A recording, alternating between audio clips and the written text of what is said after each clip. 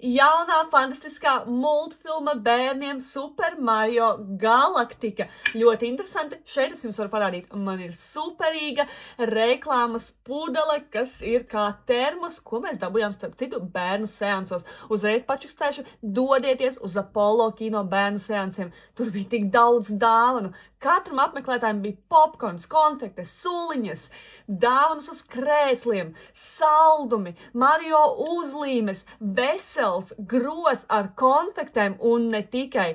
Es tiešām negaidīju, ka tik daudz dāvanas. Tā kā uz bērnu seansiem ar savu mazo noteikti ej.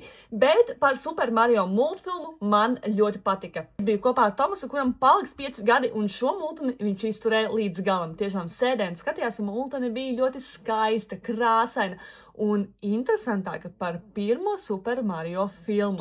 Filma ir par to, ka Mario ar savu brāli Luigi atkal dodās jaunos piedzīvojumos, lai glābtu galaktiku un atrastu pazudušo princesi. Tiešām ļoti daudz